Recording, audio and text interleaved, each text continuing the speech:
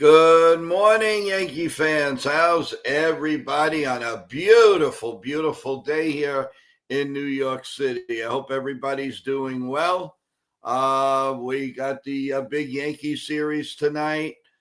We have some stuff going on our show. We have former Major League player Jay Jackson, a pitcher, today at 4 p.m.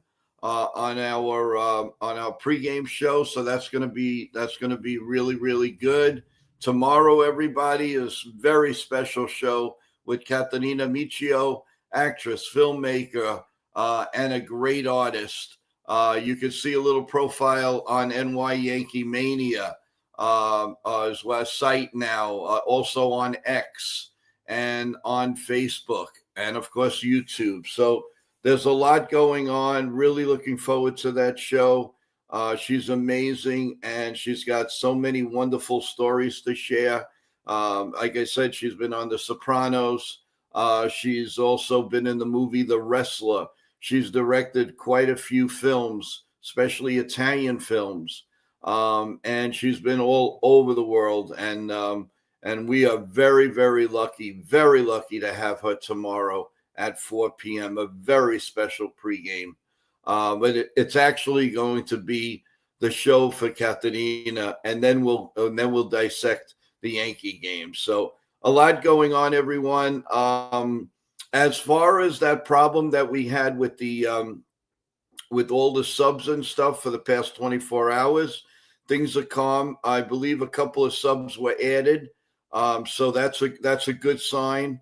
Guys, everybody here and everybody in that 40% that haven't subscribed to the channel, please do that now. We really appreciate it. If you're going to get questions into Jay Jackson or Catalina Michio tomorrow, please subscribe. And you know, the link is out already for those shows, so you can go right on there, leave your question. I'll be more than happy to answer them right away. I want to do, before we actually dig into the show, I want to give you a late scoreboard update, everyone. So last night, the Guardians beat the Royals 10-2. The Nationals all over the Marlins 15-7. The Phillies with a big game with over the Mets 1-0. Atlanta Braves 4-1 over the Cubs. Texas Rangers 5-0 over Milwaukee Brewers. The Twins beat the LA Angels 12-3. The Padres beat the Reds 4-3. And the Mariners beat the Cardinals 4-2. The Giants beat the Diamondbacks 11-5. And as Ken the Ugly Truth called the game last night on his channel, the Red Sox defeated the Athletics 7-0. As far as today, everyone, well, of course, you know, we have the morning show with Bagels and, of course, the Lavazza coffee right here. And then we're going to have a pregame show at 4 with former Major League player pitcher Jay Jackson. Then Ken the Ugly Truth is going to do the game on his channel. And then from there, we all come back here for the postgame show.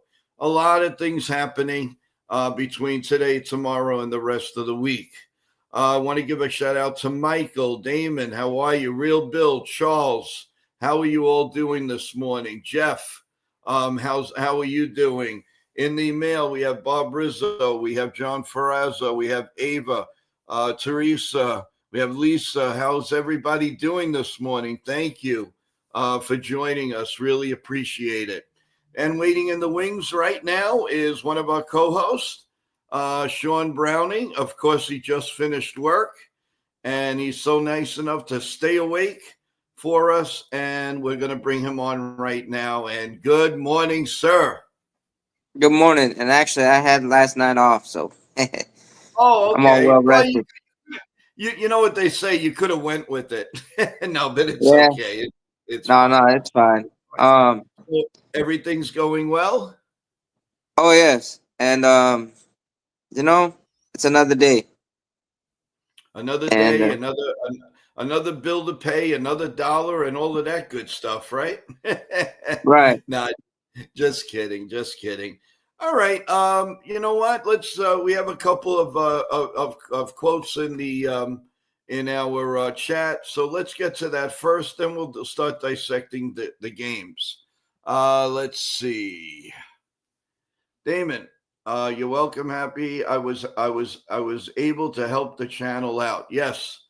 Uh, uh, Whatever you guys did a great job for me, and I appreciate it. I didn't know who Jay Jackson was, so I looked him up. But after checking him out, I do recall him pitching in relief against us in 2023 as a member of the Jays. Yes, you're right, Michael. Thank you for that. Yeah, and I hope you'll be joining the show asking some questions. Joe, I just got home at 5 a.m. this morning. I stayed over with friends and we went to the Phillies versus Mets game last night. What a battle. Yeah, tell us about it, man. Aaron Nola kept the kept Soto in check, Lindor in check. Anything you want to tell us about the game, please do, Real Bill. And I'm glad you're home safe and get some rest here after you listen to our show, of course. Let's see. Charles, please like and subscribe, please. That's one of our avid viewers. Thanks, Charles, for that. Remember, Charles and everyone, we have a really big show, not of course today, and then we do the post game later on after Ken does his from the Ugly Truths live game for the Yankees. But tomorrow is a very exciting day for NY Yankee Mania. Having Katarina Michio here is incredible. What an actress! What just the beauty is awesome. She is just something special, guys girls, young people that want to maybe break into actress, being an actor and all of that. You can't miss this show. She is wonderful, and she's going to answer each and one of your questions. So please be thoughtful, be extra really nice tomorrow, because she's going to be part of NY Yankee Mania. She's also already going to grace us for the salute to the troops, and she's going to be telling us a few things. So, Felix, good morning. How you doing? How's it going with you? Let's see who we got. Michael, Real Bill. Yeah, Sean. And of course, we have Sean here. So the chat is building up. Sean, let's start dissecting. Okay, so first of all, the series. Are you confident? How are you feeling about it? And do you agree with me in a sense that we got to go inning by inning and not game to game, and not look forward to the Red Sox on the weekend? How are your feelings about that? Oh, no, I agree. We gotta handle the game inning by inning and even pitch by pitch. Um, on offense, our hitters gotta work the count every single day and grind out at bats against the starter, get to the pin early. And we gotta have the patient at bats, and then our pitchers have got to not worry about the ump making bad calls because that's gonna happen. But you just gotta zone in, lock in, and you know, try and get as many effective innings as you can. Um, Mm-hmm. and yeah, I mean, look, we got Warren in game one, and we'll know by the first inning if he's got it or if he's gonna be in trouble. But because it's usually the first inning that's the big trouble for him. Yeah, So well, it is a. Hey, Jake. Good morning. It is telling with him in the first inning. So we have a very good idea what it's all about with his pitching in the first inning, and you hit it right on the nose, my man. You hit it right on the nose. That is with Warren. That's what he does. Um, Charles says it's not good to think ahead. Just think about the game in front of you. Well, now, no. Charles is talking about Aaron Boone now. That it's right in front of us. That's all right, Charles. We love you. We love you. No worries. But no, I really, it's awesome. I'm pretty excited. I'm really, really getting the itch that the Yankees are going to break out. We hopefully we got our Yankees back, and it's really about time. Now we focus on every inning, every game, everything, and let's just do this. Let's do this the right way and go forward with that. So, hey, Lenny, welcome back to the stream. How you doing, Lenny? I hope all is well with you. Let's get his comment. Good morning, guys. Never thought I'd be saying this. Let's go, Houston. All right. I know, right? Sometimes we got to do the things we don't want to do, but at least we can. At least we can. And waiting in the wings right here is our play-by-play man here on NY Yankee Mania, soon to make an appearance on Ken the Ugly Truth's channel, which he will talk about. No, he's not leaving us. He's just branching a little bit, but not too far because I'll choke him if he leaves me. And I'm going to bring him up right now. And there he is. How you doing, my man? How you doing, Evan? Good morning. Good morning. What's going on? This is exciting times for us, Evan. Mm-hmm. The show is really popping. The people we have here are fantastic. They're very loyal. We love them left and right. We have great guests coming on. We have the ex-pitcher Jay Jackson today. Then the very big show, which I'm so excited about tomorrow with Katerina Michio. And then there's a lot more surprises that are coming. I can't wait to let everybody know, but I can't because everything's got to be put in the right frame of mind. I just want to say to everyone, this portion of the show is brought to you by Page Laundromat. They are brand new under new management. Great staff. I've actually been in there, and they are promoting the show also. And kudos to them. They are one of our sponsors for our live games here on NY Yankee Mania. So I tip my hat to Page Laundromat, and they have great hours, and they pick up and they deliver. You don't have to do a thing, and they are wonderful. They are great with your clothes. They're great with everything. So kudos to Page Laundromat. Thumbs up to you. Also, another sponsor in, of course, Richmond Valley Pharmacy. They've just come back to us. And they're going to be parts of all kinds of breaks in the game. And this portion is brought to you by Richmond Valley Pharmacy. So the list is growing. Everybody's coming aboard. We're really a nice family here, everyone.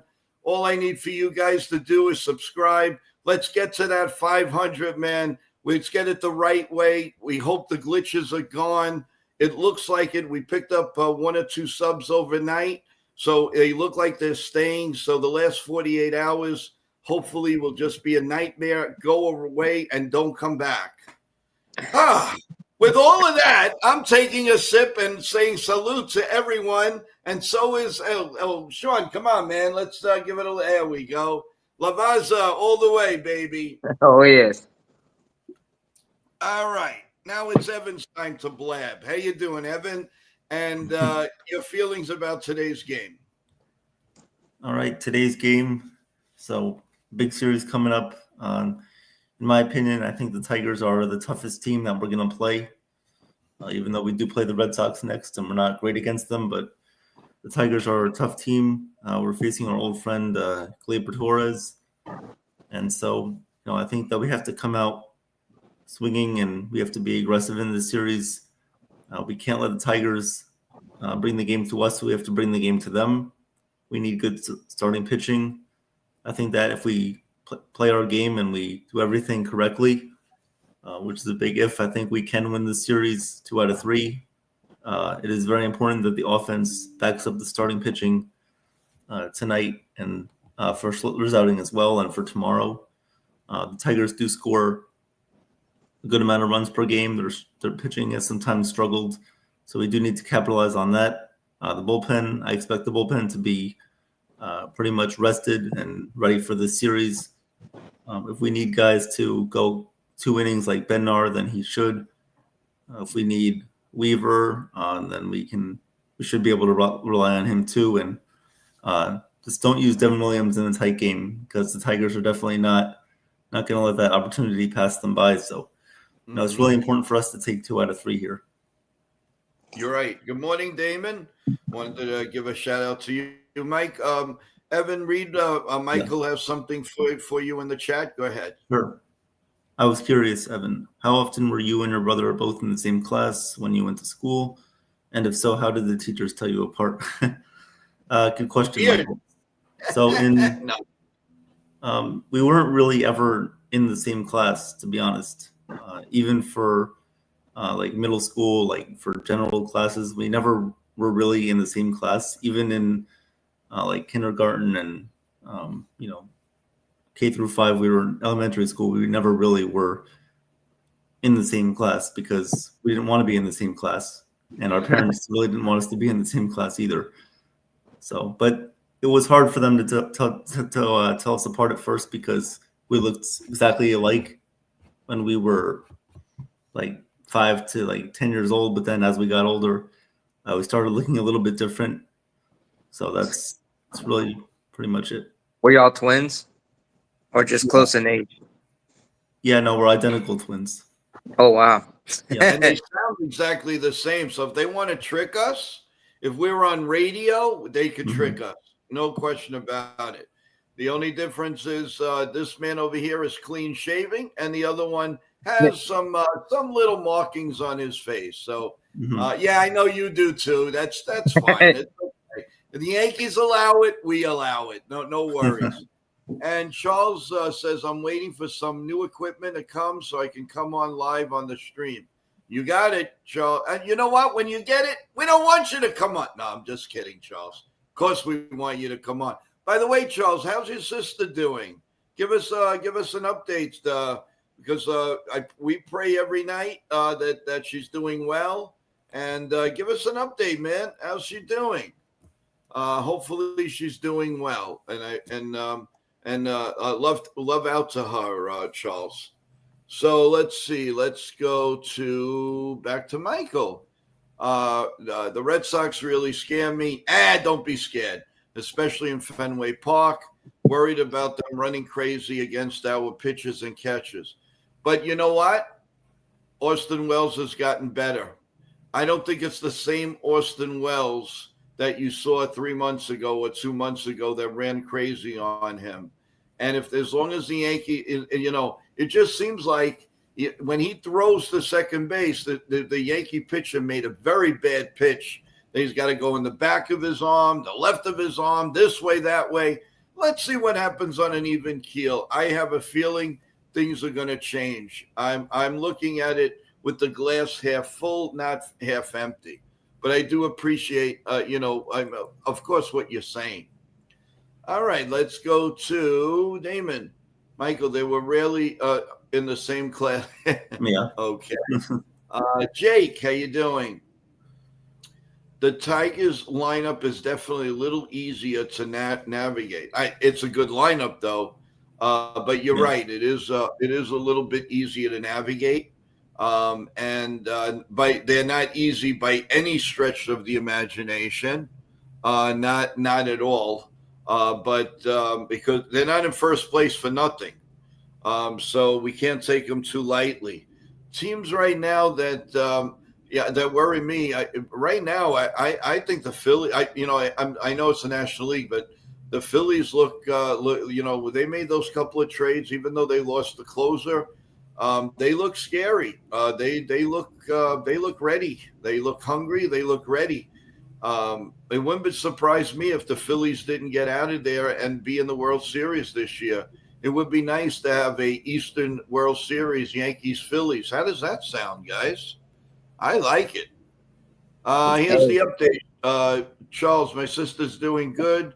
She just had a checkup. Everything looks good. Thank God. Thank you, Joe, and the guys for concern. She's good. Great. Give her a hug for us, by all means, of course. Oh, wow. Damon said, I'm not worried about Philly. No, I know. It's down the line. But I'm sure we're going to have roundtable discussions, And by the way, speaking of roundtable discussions, everyone, because of the crazy madness that happened yesterday and the day before, we really had to cut that short. So I promise you that we will have another day where we'll have enough time where you guys will give us a call and an email, and you come up and talk to the panel. Again, I apologize for that for yesterday, but as you know, I had to look after the show. I had to make sure that everybody was on the same page and that everything was looking good. So, so hey, Richard, good morning. How you doing, Richard? Nice of you to join us. So that's basically why. So we will have another one. I promised you guys, and we will. Don't worry about that. It'll be coming soon. I'll give you plenty of notice. Damon, I'm worried. I'm worried that the Phillies is going to strike again and take another home run ball away from a 5-year-old. Yeah, that was insane. Jake Boss, welcome back to the stream, my man. How you doing? Hope you're doing well. I appreciate you coming back, and there's a lot going on here, guys. Please press the like button and of course the sub button. We really appreciate it. And everybody there at 40%. Now, last night, I give you a quick example. Last night, the people in the 40% that has not subbed yet watched almost a full hour and 45 minutes, however long we were on. That's amazing. 2 seconds. Just come over and subscribe. It means the world to us. The more content, the more everything. We got to get that at least before the playoffs, guys. It's only 29 or 30 subs. Let's do this. Let's all join together and get it. And let's show power. There's so much that we're going to be doing here. I really appreciate it. Yeah, go ahead. Well, no, about that situation in Philly, and I saw it, and I'm like, man, like, first of all, she didn't have any right, but kudos to the father for how he responded with his 2 children watching him. Because I mean, that's hard when a woman's yelling in your face, over something, getting all demanding. But he de-escalated the situation. But then kudos to the Phillies and or the baseball team. Because they rewarded the kids with signed baseball bats, you name it. They got, and that's one thing I love about baseball is that, when things do happen like this, the way the athletes and the teams respond and react the right way. Right. Well, I agree. Totally agree. So Evan, give us an update. There are the play-by-play that we are doing on Saturdays out, but give us an idea what you're doing the next few days, the next few streams. Go ahead. So real quick for Saturday, we might have a little bit of a change of plans, but I'll let you know after.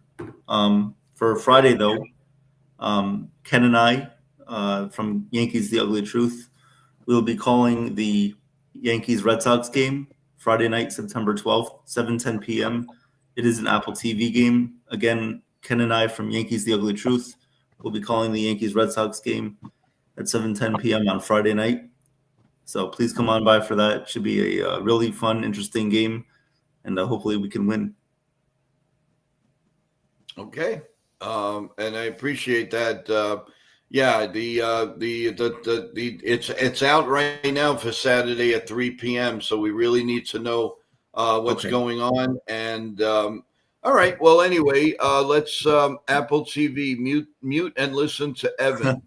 Thanks, yeah, Damon. you're right. You're right, Damon. You got to, because they are. I mean, listen, I don't want to say either which way, but I think we have a better broadcast. I'm sorry, that's the way I feel.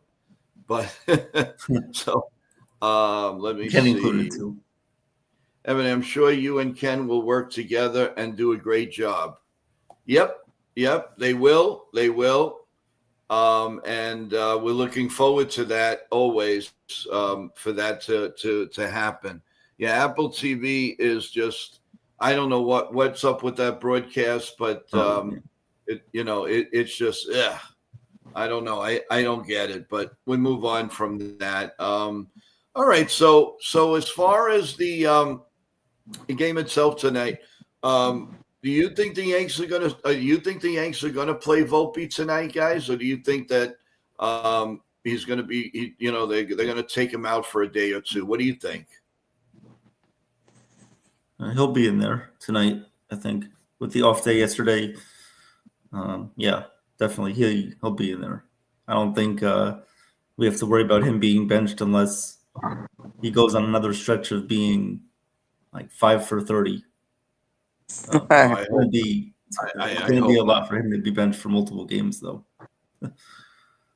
But Yeah. yeah, I I mean, mean, yeah. Go ahead. I was just saying, yeah. I mean, most likely he'll probably be in, but it could be a 50-50 shot, but because Caballero is excellent, but it all depends on where they want to put Caballero. Yeah, if they want to just put him in certain spots, do they want to start him? And then they have to make a decision on Dominguez. I mean, what are they going to do? Is this guy going to be part of the playoff roster? If they're not going to play him, or are they going to play him? They have to know. I mean, there's many players that could step in. A Rosario, a Slater. I know they're right-handed hitters. And of course they're a better right-handed hitter right now, choice than Dominguez. But the left-handed bat, man, one swing, or anything. I mean, if he hits the ball in the gap, that's a major triple. I mean, yeah, he's got to get a hold of the ball, but still, they have a couple of playoff decisions to make, guys.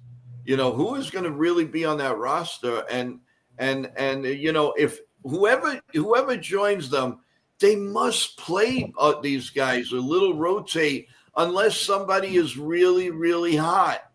And they don't do that. Sometimes these guys they put on the roster, they ride on the bench in the playoffs. And they need to change that narrative. They need to move players around and get everybody involved. That's the way you stay crisp. But we'll Mm-hmm. see. I know it's a little too early to talk about the playoff roster, but we can talk about it. We can think about it. Volpe right now is as much a mess as a player can be. Um, wow. How do you answer that, guys? Do you agree with that? Yeah, he's been. It looks like he's just not making any adjustments at the plate. It looks like what he's been doing since his rookie year is coming back to bite him again. He's not being patient. He's swinging and missing at fastballs up in the zone. He's swinging and missing at sliders that are 3 feet off the plate. It really doesn't look good at all, and he leads the league in errors for a shortstop. So it's not good. And Sean, how about what's your feeling on that? I mean, there's no doubt about him struggling, and right now he looks lost in the sauce at the plate. And he's trying to. It's like he's trying to play another game and not his, because we Right. we know the talent's there, and I mean his rookie year he was a 2020 guy. He showed a lot of flashes, and a big part of his game is being a menace on the base paths, and he hasn't been doing that. I mean, I know he's got to get on first, but even when he's on, he's not really like it's like they're holding him back or he's holding himself back.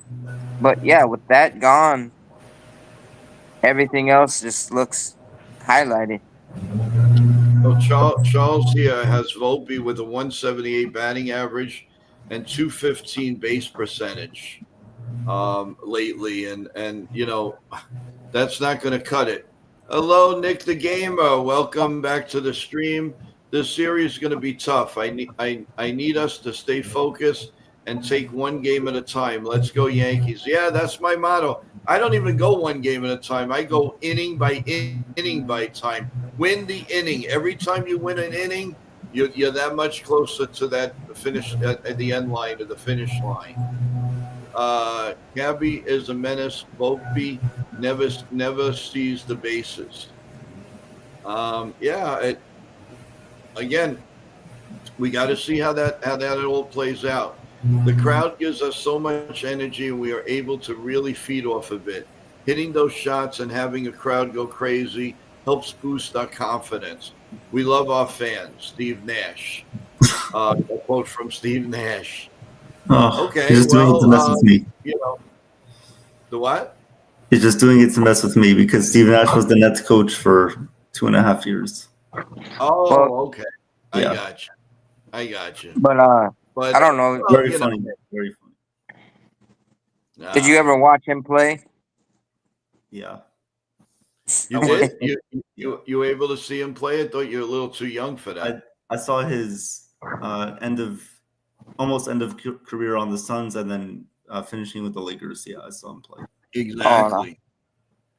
I never expect an easy series, no matter what, no matter who we play. Yep, you're 100% right on that one. You got it. You got it right. You hit it right on the button, guys. You hit it right on the button. Just again, a quick note, everyone. So we have our pregame show at 4 p.m. today, and joining us is former Major League pitcher player Jay Jackson today at 4 p.m. He pitched in the major leagues for a few years, and he's going to join us live. So have your questions for him. We'll talk about pitching, the pitching clock, the new rules, and maybe new realignment, and we'll definitely go through that with him. From there, we have a little rest period. Then you're going to go to Ken the Ugly Truth's channel, and you're going to hear the play-by-play of tonight's Yankee Tiger game. And then right after that, of course, come right back to NY Yankee Mania, and we will definitely do a comprehensive post-game show for you guys. You never know who's gonna pop in. So there's always surprises here on NY Yankee Mania, and of course tomorrow we have our coffee, bagels, and everything show in the morning. And the one that I'm very excited about it and can't wait for, Katerina Michio will be on with us. She's a great actress, eight awards, at least 8 awards that I know of, and a great artist, a filmmaker of many movies. And she's been in The Wrestler. She's been in The Sopranos. So there's get your questions ready for Katerina, please. You will see a little insert in if you go to NY Yankee Mania right now. Look at the post. Look at some posts that I just put out a little while ago, and you'll see Katerina. She's excited to come on, and she's looking forward to it. So it's going to be a really, really good day tomorrow. Hi, Ryan. Welcome back to the stream. How you doing? Hope all is well. Thank you for your email yesterday, for your rah-rah of the show. I appreciate that. Jake, for me, if I was Volpe, I'd be telling Boone to play Cabby to give the team the best shot to win. Wow. That makes a lot of sense, Jake, but I seriously doubt he's going to do that. That's like really give up at like 23, 24 years old. I don't know. I honestly don't think he'll ever do that. I mean, I know where you're coming from, and it makes a lot of sense, but I just don't see it happening. I think we have to rally around Volpe. I don't think we have a choice. And, from the grace of God, hopefully, he'll find what he was doing in the All-Star games before he became to the major league. So if he can find that, the Yankees are going to be in good shape. And it's just too much pressure, I think, that came on the kid right away, thinking that he's Derek Jeter or even Didi for that matter. He is who he is, and we want him to bat 8th or 9th. I would put him 9th and leave him there. Just let him do his thing. The nice thing about it is if he bats 9th, the pressure, I know it always seems to catch him. I understand that. He's always up in a big situation. But that's the year. Things happen that way. You can't help that.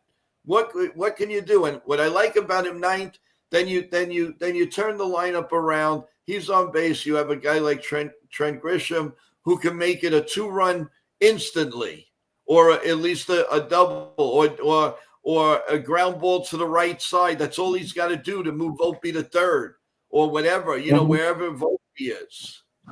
Go ahead, guys.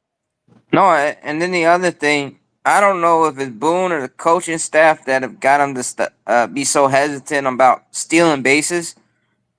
But when he is on the base pad, let the kid do the little hop dance that he does and be that fox that just steals the bases. The fox trying to rob the hen house. Yeah, no, and Michael has a good way in here. I don't think that Boone praising Volpe publicly is helping him. He can't throw him under the bus, but the praise is going way overboard. Yeah, that kind of makes sense. That really makes sense. Again, but what are you going to do? I mean, right now they're heavily invested in Anthony Volpe, as we all know. He's not costing them a whole hell of a lot of money, only a signing bonus. And he's good for another 2-3 years before he starts before they have to decide for big money or not. And right. And that's a big problem. By the way, I saw, guys, I don't know if you saw it, but I saw a big article, I think for either in Yahoo, I can't remember exactly where I saw it late last night. So they were talking about Bellinger, that he is definitely going to be looking for a contract to take care of his family once and for all. And so this isn't going to be something where he's going to take the qualifying offer. That's not going to happen. Thanks, Ken.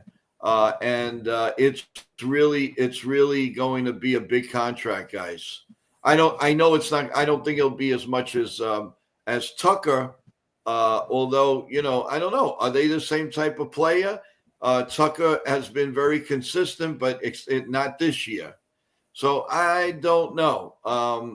I believe he'll get a 5-year deal. But what's fair? What do you think is fair, Sean? In your opinion, 5 years at what? What at this point? Forget about what he's going to do in the playoffs. As of right now, what would you present him with? What would you go to Scott Boras and say, listen, we want this guy. This is what we're offering. What would it be, in your opinion? I'd probably give him 5 years, to something, almost $300 million. And then, but I'd also have an incentive, a 6-year option, and then incentives on the contract, because Bellinger can play 4 positions. He can play all 3 outfield positions. He can play first base. He wants to be a Yankee. And then also and then you see how much part of that chemistry in the clubhouse he is. He's one of the pillars with, you see him interacting with everyone, and Judge and Stanton need a guy like Bellinger to help, for protection wise in between them. Bellinger's still in his prime. He's a former MVP. He's a Gold Glove outfielder, and he's an elite player. So I mean, I wouldn't be mad if they get him around $300 million for 5 or 6 years. That's a lot of money for him. That's a lot of money. But even if it's just 185 years, I'm not a finance guy. I personally, if I look at his record and up and down, no, I mean, I wouldn't go more than the $200 million, and I think that would be. Hey, listen, Aaron Judge got 325 million, whatever it was. 340. Yeah, right, and he was worth more than that. And you mean to tell me that people are gonna tell me that he's going to be worth like $10-20 million less than Aaron Judge? I don't know about that. Although knowing Aaron Judge, he would welcome. He doesn't care because he wants to win and he loves New York. And so does Bellinger. So I'm going to go on record. I'm going to say 5 years at 200 mil. That I think is a very good for his stats. And looking over that, he had up and down years, but now he's settling in a place that he loves to play and his family wants him to play. 5 years, 200 million is not a bad deal. And that's not undercutting him at all. 300 million, I think, is a bit much. That's my opinion. Evan, Okay, maybe I'm wrong. Yeah, no, I understand. Evan, weigh in on that. Yeah, it's crazy. I think, well, just because of the outfield market, you have Kyle Tucker. He's gonna probably, his value must have gotten down a little bit, right, towards the second half of the season. So he's probably not gonna receive the offer that he wants. But a lot of teams are going to be in on him, so that could impact Bellinger. But in my opinion, I think Bellinger gets 5 years, $220 million. That's what I think. I think there could be an option for a sixth year. But the thing is, Bellinger, like Ken said, he can't receive a qualifying offer. So teams instantly can just start putting up bets for him. Right. Well, I just said that no matter what, even if he was going to get one, they're not going to offer him one because he's not going to take it. Even if he was eligible, he's not going to take it. So Bellinger's making 22.5 now, going to be 22. Bellinger has already received one. He cannot get another one. Okay, that's fair enough. I was just making a point. I wasn't saying that was definite. I was saying no matter what, he's not going to take that. But I do believe he's going to hit 200 million. He's going to have to. They're going to have to pony up a little bit, especially if the Yankees lose Grissom. In the interim, and we all know the Yankees like Grissom, but they're not going to pay him $200 million or anything. I mean, I see Grisham going somewhere else with a 5-year, getting a multi-year contract. Which I think would be a mistake, honestly. Would be, but I mean, if you had to choose between Bellinger and Grisham, well, Grisham definitely. Or you sorry, Bellinger. Bellinger. No question. So yeah, no question. But I mean that's kind of how it is because then also you look at it this: if you want to keep both Bellinger and Grisham, then you have to part ways with Spencer Jones and Dominguez. Hopefully for a good trade, because you're gonna with both those guys, you're gonna block Spencer Jones, and a lot of fans want Spencer Jones up here. And I wouldn't be against that, you gotta, if you're gonna bring him up next year, you gotta give him a whole full ride like you did Volpe. You gotta give him consistent opportunities. And another thing in the Yankee spending area that I think is positive is number one, you're not going to have the salary of Paul G, so you're saving on that. You're not going to have the you're getting an extra $10 million from Stanton. So right there is like $25 million in the Yankees positive. Then whatever the Stroman, you have to consider that. You have to consider a few things, but then the Bellinger thing is got to play out. Who else? Well, you're going to lose Weaver so far, and you're going to lose Devin Williams. So combined, I'm not sure. What are they making in a year combined? Like 20 million altogether? Are they that high? I don't know. Devin Williams is about 16 mil. And Weaver's about 5 mil. Yeah, I think Weaver's like 5 to 8 mil. Yeah. So I don't think he's getting 8. He might be between 3 and 5. But whatever. It's another 20 million in the Yankees' favor. So Yankees are going to have probably between 60, 75 million to play with. So, I think a lot of that's going to go to Bellinger. They're going to have to make a decision. Are they going to put Ben Rice at first or Bellinger at first? Are they going to secure to give a real good chance to Spencer Jones? It's going to be, as usual for Yankee land, win, lose, or draw is going to be a pretty solid winter. And then not only that, let's get off the players a little bit. These coaches, in my opinion, have to go. Oh yeah, no doubt. Except Well, like Rojas, that would be one guy. I mean, Rojas might be a great guy. He might know baseball, but he's terrible at third base. When he send the wrong players and they get hung out by a mile, and it's just different things that he's done. Not sending or sending players. He kind of pick and choose when to be aggressive. It's you know you got to have a good, consistent third base coach. mm-hmm. Um, and who knows? He knows the outfielders, so he can see. Okay, hey, wait a minute. The guy's picking up the ball. All right, I'm not gonna send this guy. Or hey, he can make it. Yeah, no, you're right. Now, Richard says money has never been an issue with the Yankees. If anything, they overpay a lot of their players. Yes, but here's the issue, Richard. When the Yankees no matter what they do, overpay, underpay, when they reach a certain amount, and that's the problem with what they hand Cashman.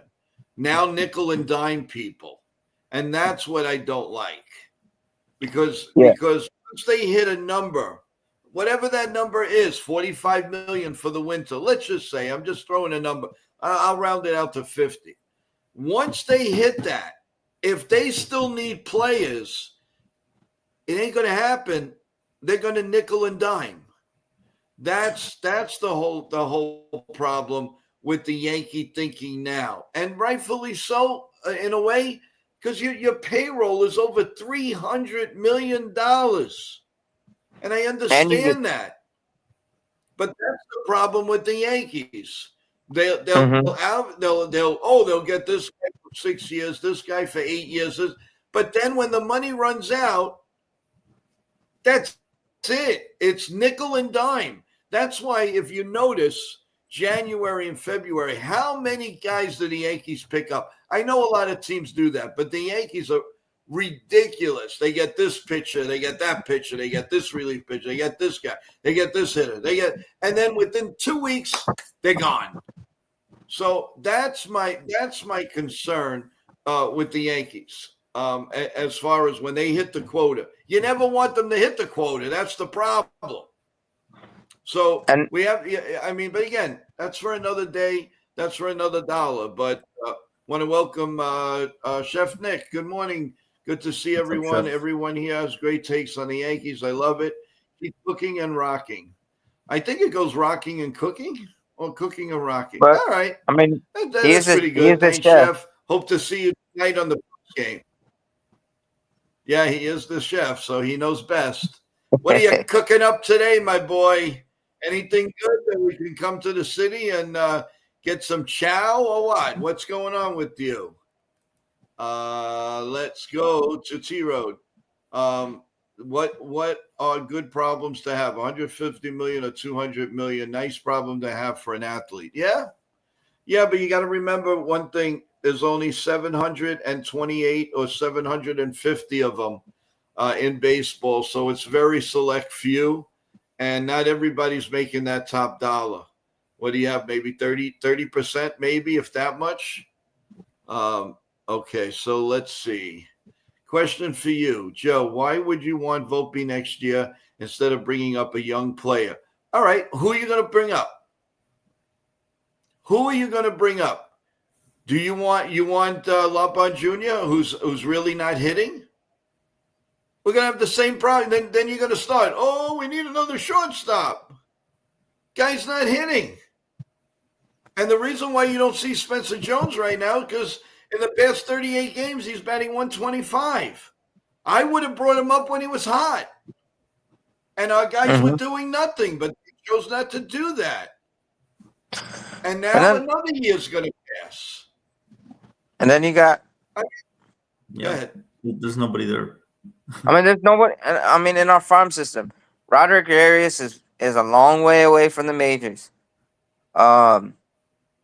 Also, Rocket or whatever, Rocco The guy in AAA is. Mark Riggio, they traded him to the Rockies. Okay, He's so they young. traded him. He's young. Okay, and Yeah. Volpe's young.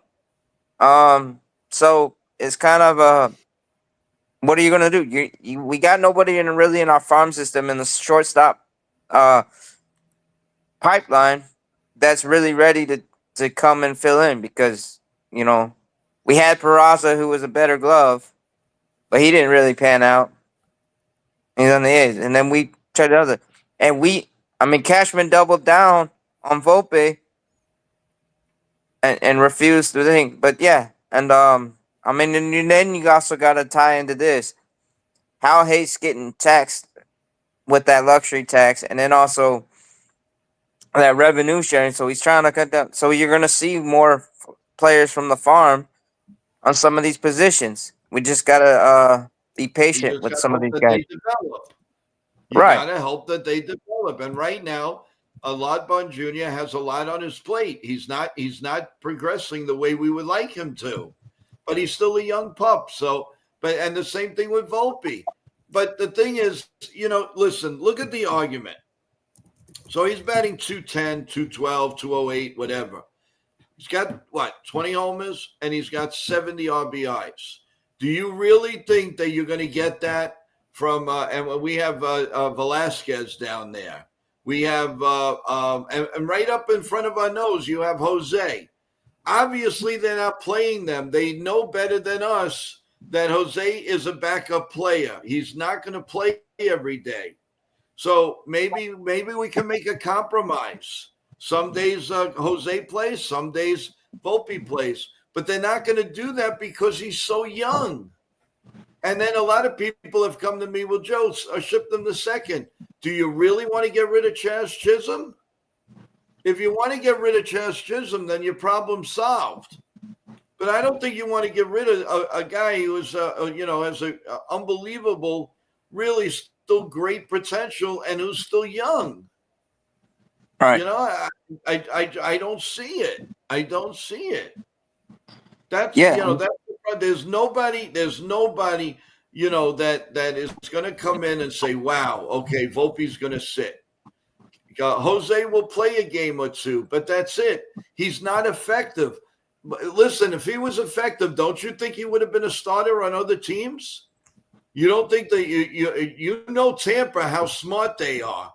He would have played every single day. You know he didn't play every single day, but when he plays, he's effective. Yeah, and Caballero is a super utility Swiss Army knife. And it all depends on how you get more effect by when you deploy them the right way than if you try and play them all the time. Mm-hmm. And Richard's weighing in with you don't need 70 RBIs and 20 homers out of the shortstop position with 18 home runs and 140 strikeouts. You need a contact hitter. Okay. All right. Find them then. Find them. Yeah. Richard, if you could honestly say that there's somebody, they weren't going to get Correa because I don't like, he's not aging well. He had a couple of good games, fine, but no, I am not. I would not do that at all. I would not have gone for him. But what are you going to do? IKF. You're not going to get a guy like Lindor. You're not going to get a Trey Turner. You're not going to get any of these guys. So what do you think they keep? They get the international money. They get these great supposedly 16-year-olds, 15-year-olds, but they're not ready yet. Right. And George L will tell you, it'll tell you right there. Believe me, if this guy was ready, he would have been up. He's going to come up next year. Hey, John Ferrazzo, let's see what he's got. Good morning, everyone. I hate to be a downer, and I hope I'm wrong, but when I see Spencer Jones, I see another Joey Gallo. We need contact hitters. We already strike out. Well, let me ask you, John. Have you watched games on your portal, Spencer Jones? You're only hearing hearsay. The man still hit 30 home runs and whatever, and his average is not 202. So I'm not going to give up on Spencer Jones. I am sick and I'm tired of giving up these stars at that age, and then we get burned. Isn't it enough? And I hate to say Fred McGriff, Jay Buhner, just to name you a couple. You want that to happen again? I don't. Let's make 100% sure Spencer Jones can't perform in New York. Give him a chance. If they gave Wells a chance, they gave Volpe a chance. Give Spencer Jones 500 at bats. Then we can make a determination. You want to get rid of him? Get rid of him then. Yeah. I mean, it just makes sense. It doesn't make sense just to throw this guy. I know. Well, if they get Paul Skeens, you're not going to get him right now. He's everything to the Pirates. They're not going to get. They have to be so flawed. It's ridiculous. Nobody's gonna disrupt it. Maybe a team very close to the World Series like the Yankees, but they're not gonna. It's an overhaul. It's not gonna happen. Get this thing out of your minds. You're not getting schemes right now. It's not gonna happen. Let's see. McGriff was blocked by Mattingly. Okay, it's still get out of DH. What were the DHs they had? Mike Easler, Don Baylor. Those were your DHs. Steve Kemp. Those were your DHs. Larry, he could have been a DH. I would have been very happy with that. Edgar Martinez went to the Hall at the DH. Yeah. Well, that was right after. Yeah, that was Manning. When Mattingly left, that's when they got Tino Martinez. But Fred McGriff, listen, we could have found a position for that man. He would have DH. He would have done anything. The man was a monster. At Yankee Stadium, he probably would have hit at least another 40 home runs. So I am not buying that because he was blocked by Mattingly. Bull.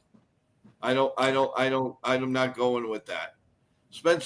T-Road. Spencer Jones, his combination power of athleticism.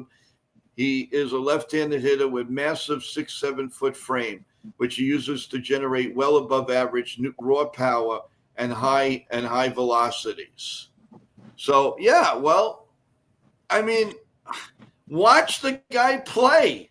And then you tell me, okay, so you're hearing strikeouts, but you're not hearing the other things. Go watch the man play. Remember, I told you in the beginning a lot up until a month ago. Watch the guy play. He's an incredible outfielder. He's got a great arm. You want to talk about a great arm? Well, he's a great arm. If you're going to lose Grissom, Spencer Jones will move right in there. Yeah. You know who also struck out a lot in the minors? Aaron Judge. Could you imagine an outfielder, Bellinger, Jones, and the captain, when he's healthy? Nobody's going to run on that. And there's pretty good speed. They're not slow, and they got good backups for them. Mm-hmm. But you gotta give them a chance. I'm sorry, but it's get rid of Jones, especially if you're a young man, a young Yankee fan, man, woman, or child, because you haven't seen it all the time. Go through it and watch all these players the Yankees have given up. Of course, I'm going to be shy on it because I don't want to lose players like this right now. If the organization thought he was going to be kind of hitter, of course they would have kept him. It's a second guess because we know the result. Who are we talking about, John? I'm sorry. Are we talking about? We're not talking about Spencer Jones. If the organization thought he was going to be that kind of a hitter, of course they would have kept him. So obviously, he's not talking about Spencer Jones. Let me know who you're talking about. McGriff. McGriff. Okay. Well, they were wrong on that. Because George wanted a sexy name. So what do? They get Ken Phelps, who is ready to dig graves. But we won't even get into that. Let's But see. Yeah, really. Evan, you understand some guys in the minor leagues you bring up and they surprise you and they hit some guys you think are going to hit and they don't hit in the major leagues. Let me speaking of that, Derek Jeter was not exactly killing the ball down in the minor leagues. He was brought up on a whim by G. Michael. They didn't want to do it. They had Tony Fernandez. So they didn't, they weren't going to do that. And Gene Michaels said, "Let's do it, let's do it, let's do it, let's do it, let's do it." And that kept Gene Michael. He kept Steinbrenner in line. So, I mean, did anybody force them to bring Volpe up? I don't know. I don't think so. No, that was a total Cashman move. They forced themselves. Yeah. Yeah, Cashman and Boone, and it was an organization. They thought they were going to catch lightning in a bottle like Jeter, and it's so not fair to put the two of them together. It's really not fair. No, it's not. It's just like comparing Dominguez to Mantle. It's like no, let Dominguez be Dominguez and prove himself. Because right now, Dominguez is still trying to find his footing in the majors. But also the thing with Volpe is, remember when spring training, when they wanted to have a 3-way competition for shortstop between IKF, Volpe, and Peraza, and Volpe won out. That was 23. Yeah. And here's another thing, guys, that I have seen from a couple of the well-respected writers. Oh, the Yankees got to go. They got to go and get Maracani from however you pronounce his name from Japan. Why would they do that when they got the same type of special player in Ben Rice? Why would you? He knows the organization. He can play in New York.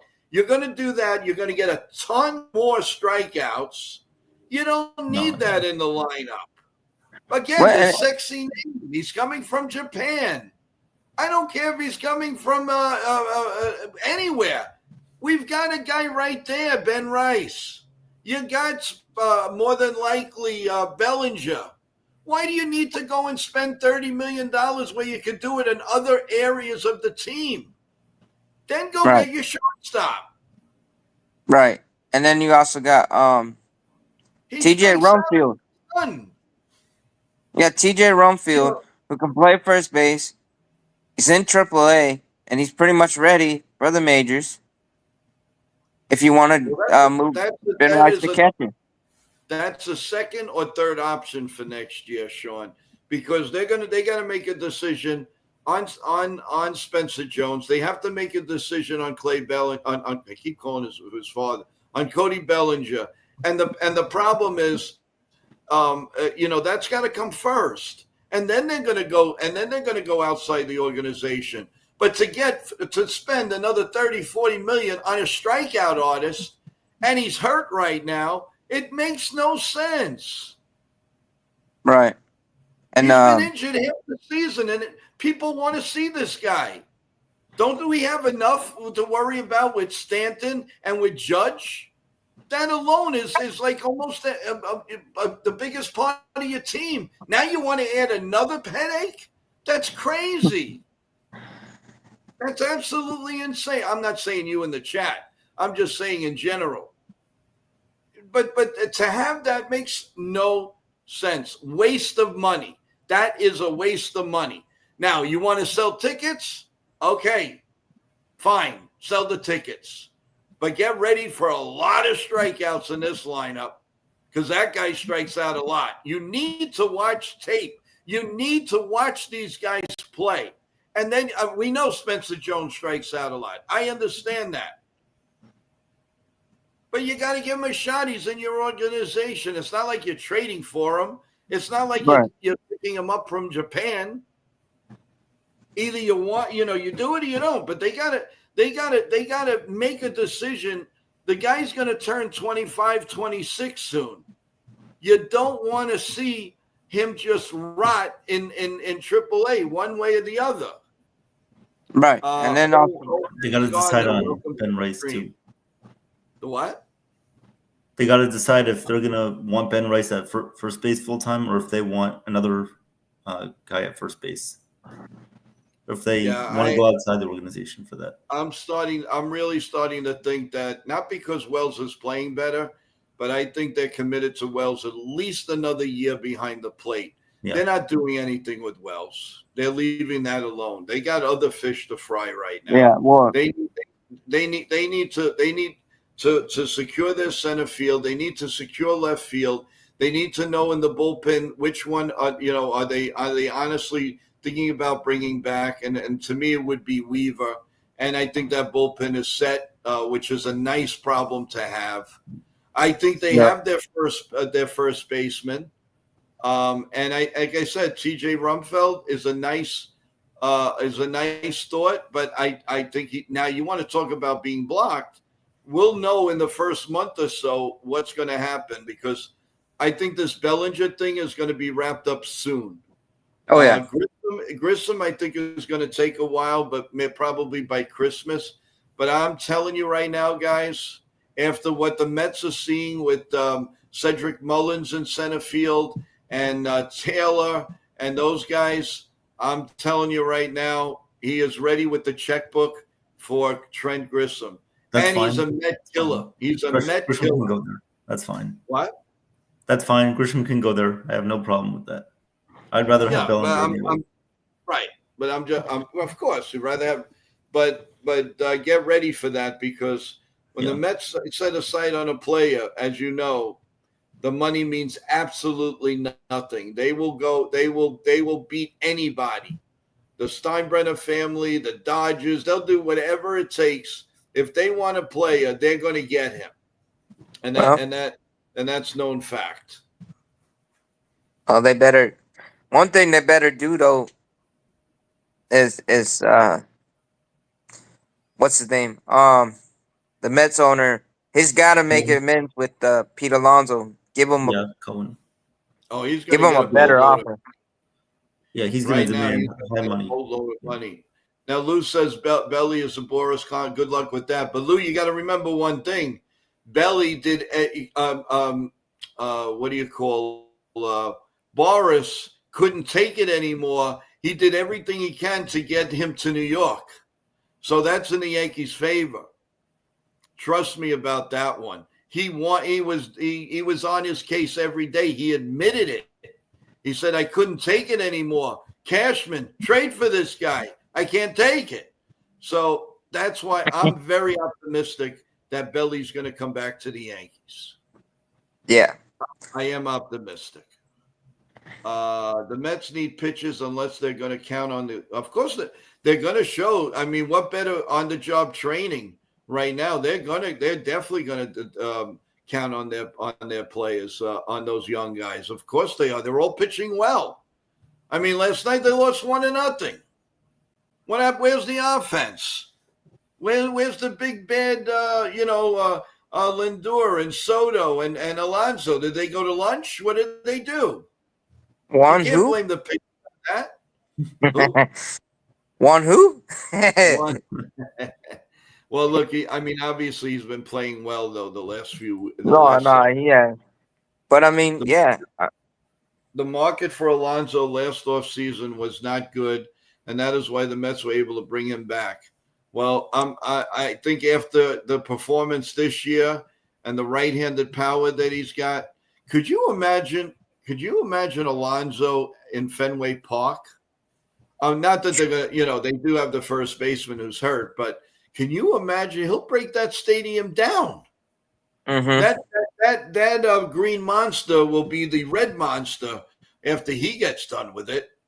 I mean, and the Red Sox, don't kid yourself, they got a lot of money coming off the books. Oh yeah, but they are now, but next year is a big risk. They are now, but next year it's a big risk not to add arms. You're talking about the Mets? Or you're talking about the Yankees, Jay Snow? The Yankees are going to be set. The Yankees may do a little digging, but they have enough pitching. I mean, they say there's never enough, but you do. You're going to I'm sure they're going to bring back Yarborough. That's number one. Then they have a couple of really good youngsters down there the Mets. Okay. And the Yankees have a good young pitching.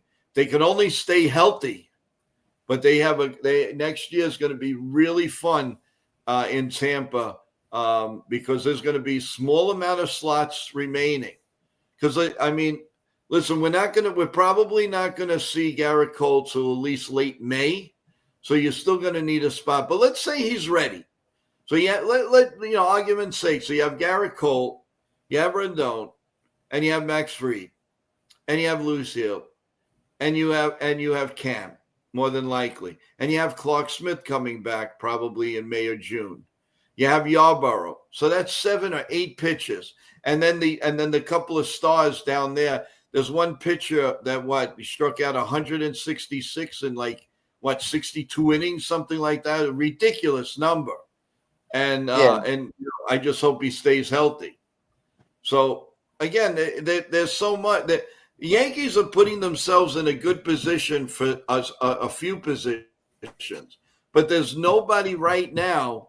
I mean, Lombard is the guy for shortstop, but he's not proving it right now. So I can't count on him.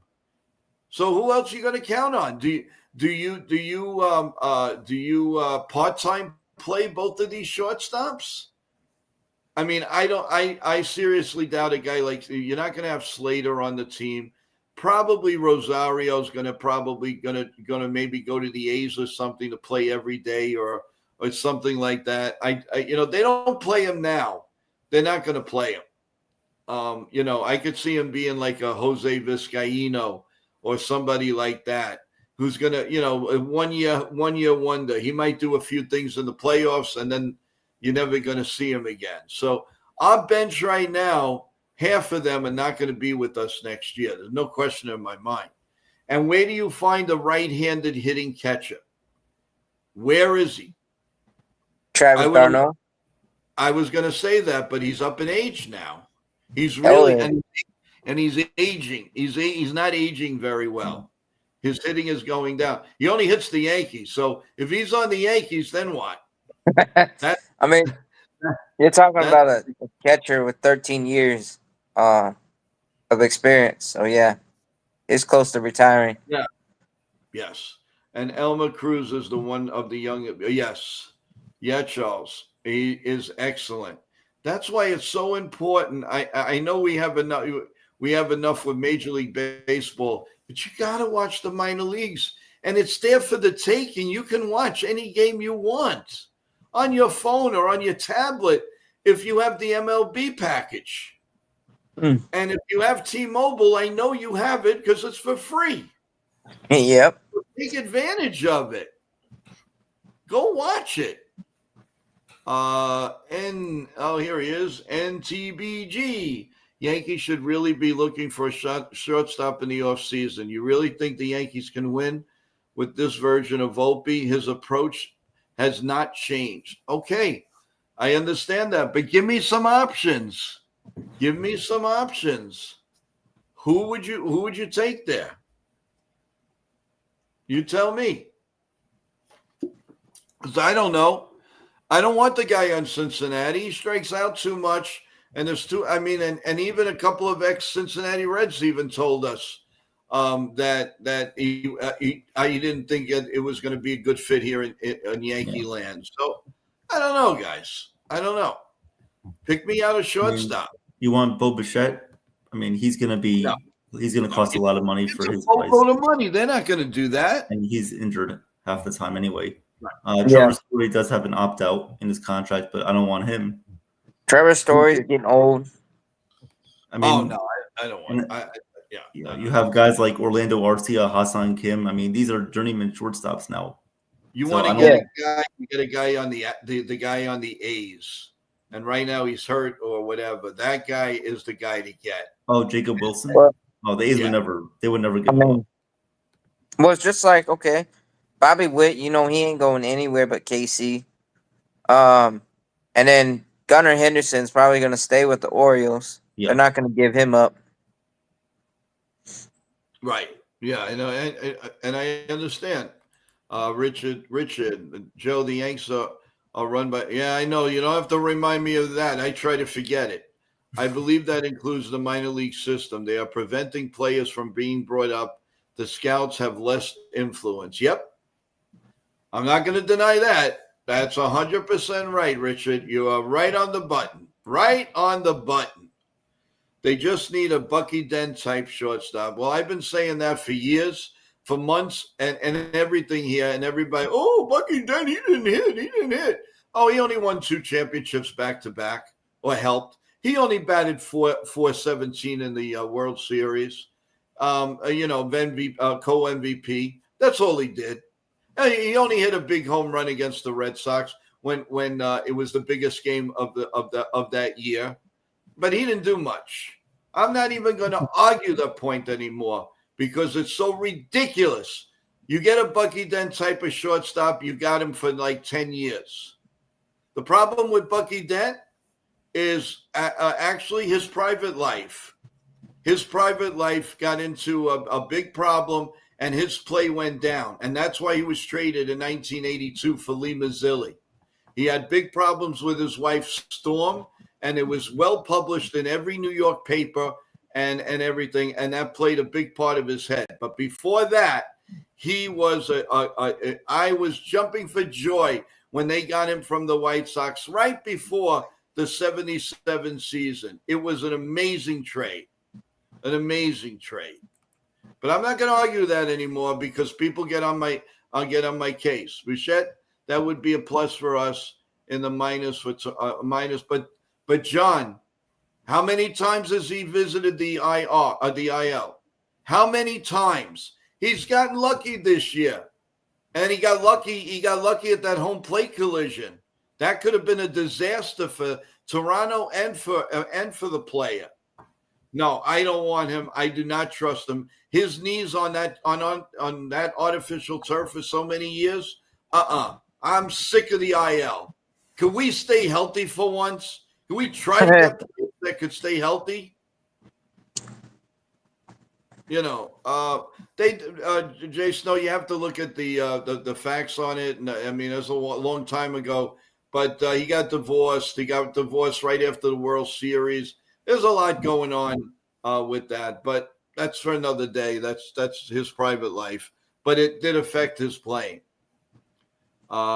He is a hit machine. Okay, John, but when he gets hurt, I don't want to hear, oh, we don't have him anymore. What are we going to do? No, you can't. The Yankees, there is no way Steinbrenner is going to lay out millions and millions of dollars for that guy. I'm telling you right now. They didn't do it for Corey Seager. They didn't do it for Carlos Correa. They didn't do it for Marcus Semien. So, no, they're not going to do it for Bo Bichette. Yeah, and if anybody, you listen to what Ken says, look at this. 22 OAA is a career shortstop. He's a horrible defensive shortstop. Horrible. Yeah, you hear that guy? Horrible. Yeah, out above average. Thank you, Ken. I appreciate that. Joe, the Yankee organization needs somebody like you. I've been saying that for years. I've said it time and time again. I would love to manage this team. Love to manage this team. You break all the computers first. You know, the computer, there's no computers in my mind. Those computers can say arrivederci in Italian, in Spanish, in Albanian. I don't care where. That's dead to me. The Braves podcast last week indicated they want Tom. What? Max, who are you talking about? I'm sorry. Who called Volpe? Who called Volpe league average? All right, that's from Lou. Trade Volpe this winter.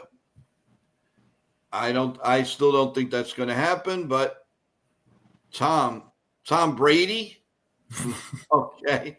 No, I don't think so. They want Tom Brady? I don't think so, David.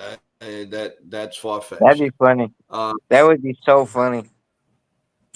Yeah, really. You know, come on. Well, again, I want to tell everybody that so we'll be back at 4 p.m. This has been a great discussion this morning, guys. Time is a flying, and we have been on for almost an hour and 30 minutes. But we will be on at 4 o'clock with the pregame, and also with former Major League pitcher Jay Jackson today at 4 p.m. Then we're going to go to Ken the Ugly Truth to hear the play-by-play and his great calls for the Yankee game against Detroit. And right after that, we're going to come right here, and we're going to have a great post-game show. So I really, really appreciate all your patience and all different ways, but we're a click away. We're an absolute click away. I'm sure we'll have the lineup for you on our pregame show. Have your questions for a former Major League pitcher, Jay Jackson, and then obviously we'll talk about a lot of different things. Hey, Just Mix, how you doing? Welcome to the stream. CDF, how you doing? Great show, fellas. I appreciate that. Thank you. Remember, everyone, subscribe if you haven't. Press the like button. Very, very important. Everybody in that 40% range, please, I can't stress it enough.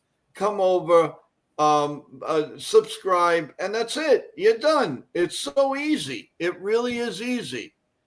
John Ferrazzo says, the Yankees won't spend the money for Bo, and he plays hard. That's why he gets hurt. Well, what do you want him to play? Soft? Of course he's going to play hard. He's injury prone. Let's face it. He's injury prone. John, that's the problem with him. And it's only going to get worse because he's on that turf. That turf is hard for him. It's too much. A lot of players would love to get, and he's going to, here's a prediction. He's going to be playing for the Dodgers. How's that? He's going to the Dodgers, one way or the other. That's what's going to happen. Probably. He's a sexy name. He's a big name, and he's going to the Dodgers. So, everybody could get quiet and think I'm nuts. Well, let's see what happens in November and December. No, I mean it's very possible. I mean Poggy is hurt. The other shortstop is hurt. I have bets, but I think they want him in the outfield. Yeah. But yeah, and I mean, I don't know about his arm. I mean, he's okay at shortstop. He's not the greatest shortstop by any means. But then Mookie. What was that? Mookie can play, but I don't know. Do they really want to move him out of the outfield? Yeah, I don't know. I don't see it. I honestly don't see it. But stranger things have happened. I mean, listen, if all else, the only way they would go for Bo is if all the other things fell through. And I can't see the Yankees striking out on everybody. So somebody's going to re-sign with the Yankees. Oh yeah.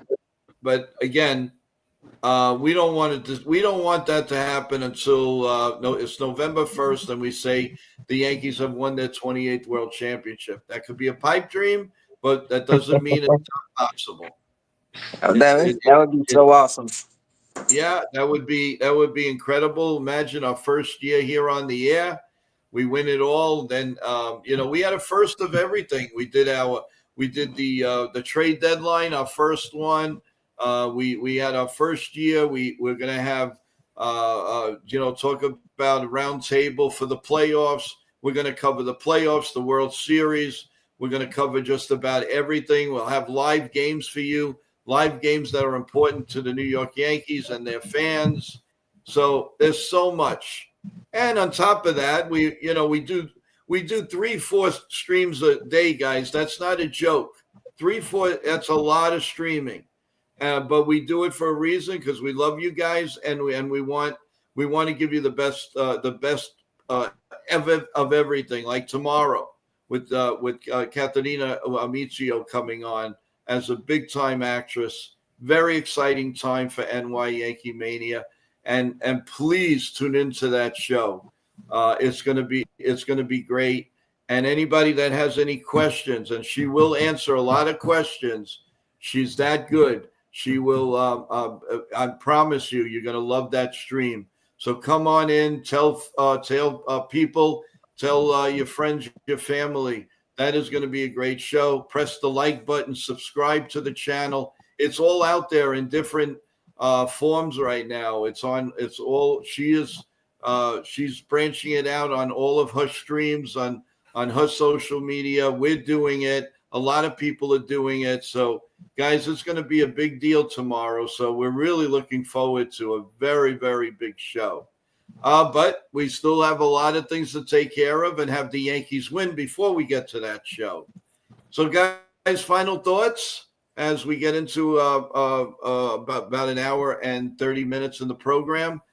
Sean, go first. Guys, let's enjoy the rest of the season. I mean, we got Yankees baseball tonight. Come and join us at Ken the Ugly Truth. Join us for the pregame, the postgame, interview with JJ. But yeah, let's enjoy it. Let's go, Yankees. Yankees, play your game. Execute between the foul lines. We know you guys can do it. We know you got it. Let's go for 28. Well said. All right, Mr. Play-by-Play man, take it away. Right. Well, first of all, I want to promote the play-by-play stream once again on Friday night. Ken and I from Yankees The Ugly Truth will be doing the Yankees Red Sox play-by-play. It is an Apple TV game, so if you don't have it, then please come listen to us. We'll give you all the action live right there. We'll give you the breakdowns, the analysis, and the highlights. So please come on by for that. Thank you for everyone joining us in the chat today. It was a good discussion. But we just have to focus on the rest of the season first. I mean, I like talking about the offseason and the trade deadline, but it is a little bit overhyped in my opinion. We need to focus on this season first. We need to see what happens because who knows? Some of our problems could be fixed before the end of the season, and then it could be a whole different discussion come the winter. So, but we'll get to that later on. So yeah, thanks, Joe. But honestly, we just have to play well. A big matchup tonight. Will Warren going up against Casey Mize. It is a big game for Will Warren to show what he can do against a good team. Hopefully, he'll give us at least 5 innings, maybe even 6. I think he does have the potential to. He did well against the Astros last time. But honestly, it's going to come down to the offense. I think one thing we didn't discuss was Paul Goldschmidt. He does have a bruise in his knee, I think, so he's not really available too much right now, probably off the bench. But we'll see what he can do. So well, hopefully maybe we'll get some news between now and the pregame. So that would Mikey Bombers, how you doing? Can't have Volpe starting at shortstop. Let me bring this comment up. One of the last few ones. Can't have Volpe starting at shortstop for the playoffs. Strikeout are killers in the playoffs, and he's the strikeout king. Well, right now on the surface, you're 100% right, without a doubt, Mikey. But stranger things have happened.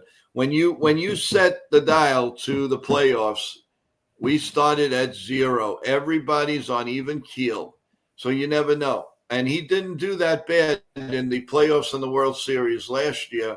How many people could say that they hit a home run, a grand slam in the World Series? So let's not just bury this 24-year-old or 23-year-old yet. But I understand where you're coming from, and everybody has a right to their opinion. So let's play it out. Let's play it out. With that in mind, guys, thank you so much for joining us this morning here at on NY Mania at 8:30. We will see you at 4:00 for the pregame and an interview with former Major League pitcher Jay Jackson. Good insight on about pitching, time clocks, and all kinds of good stuff. And then we'll see you at 4:00. As soon as the lineup comes out, we'll have it for you. Go check out NY Yankee Mania by subscribing. Press that like button. You don't know how important that is for us. Thank you so much. God bless you. God bless everyone. God bless America. We will see you in just a little while, guys. Enjoy the morning and have a good afternoon. Take care, everyone.